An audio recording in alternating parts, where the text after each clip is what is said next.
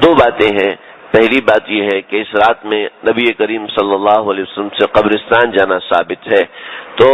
اگر منکرات سے بچتے ہوئے کوئی قبرستان جا سکتا ہے تو کوئی حرج نہیں۔ لیکن آج کل ہمارے جو قبرستان ہوتے ہیں وہاں پر اتنے منکرات ہو رہے ہوتے ہیں، خاص طور پر عورتیں قبرستان میں آئی ہوئی ہوتی ہیں اور وہاں پر طرح طرح کا ایک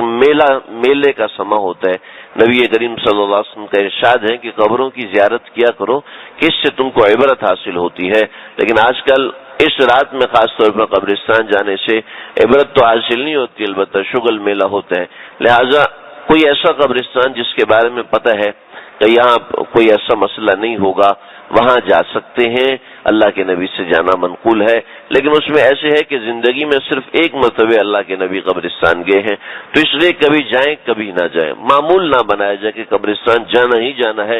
لازم ہے شب برات میں قبرستان جانا۔ ایک بات یہ، دوسری بات یہ کہ 15 شعبان کا روزہ رکھنا مستحب ہے۔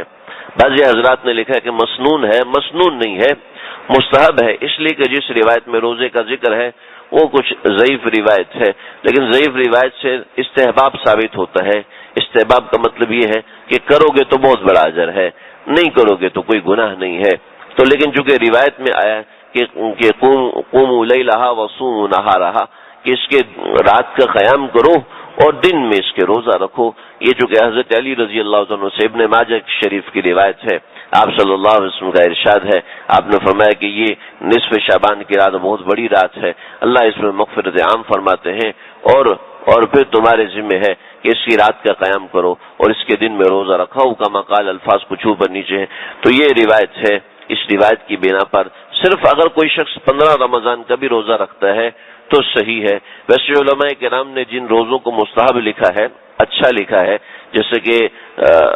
10 محرم کا روزہ لکھا ہے، تو اس طریقے سے کچھ نفلی روزوں کا ذکر ہے، وہاں 15 شعبان کا ذکر نہیں آتا، لیکن بہرحال چونکہ روایت میں آیا ہے، حدیث میں آیا ہے، اس کو ٹھکرایا جانا ممکن نہیں ہے، کیونکہ اللہ کے نبی کا فرمان ہے۔ اگرچہ کچھ ضعف ہے روایت کے اندر، لیکن بہرحال روزے کا وجود ثابت ہے، لہذا روزہ کوئی شخص صرف 15 شعبان کا رکھنا چاہے تو رکھ سکتا ہے۔ ویسے ہر مہینے میں 13، 14 اور 15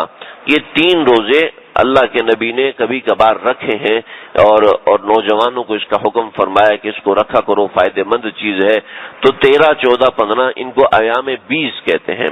ایام 20 یعنی ان دنوں میں چاند کی ایک مخصوص کیفیت ہوتی ہے، تو اس کیفیت کی بنا پر ان کو 20 کا لفظ کا نام دیا جاتا ہے کہ چاند بالکل سفید ہوتا ہے تو ایام 20 کہہ دیتے ہیں، 20 سفیدی کو کہتے ہیں۔ تو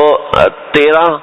14 اور 15 یعنی 14 کو چاند پورا ہوتا ہے، 13 کو تھوڑا سا کم ہوتا ہے، 15 کو بھی 13 کے جیسا ہوتا ہے، لہذا اس کے لحاظ سے ایام 20 بن گئے۔ تو ان 3 تاریخ میں روزہ رکھنے سے مزاج میں فائدہ ہوتا ہے، مزاج میں فرق ہوتا ہے۔ دیکھتے نہیں کہ 13، 14، 15 تاریخ کے اندر جو سمندر ہے وہ خاص اونچی حیت کے اندر ہوتا ہے، مد و جزر میں ہوتا ہے۔ تو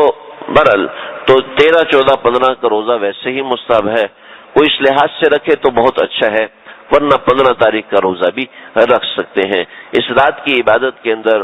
عام طور پہ یہ ہے کہ جو نفل نمازیں پڑھتے ہیں وہ تو اہتمام رکھنا ہے، لیکن بہتر یہ ہے کہ اس رات میں جو قضا نمازیں ہیں ان کو ادا کر لیا جائے، اس سے انشاءاللہ نفع ہوگا۔ اور باقی جو اس رات کے متعلق بہت سی چیزیں ہیں، آتش بازی کرنا، گھر کا سامان تبدیل کرنا، گھر میں نیا رنگ کرانا، اس طرح کی دیگر چیزیں، یہ سب کی سب صحیح نہیں ہے۔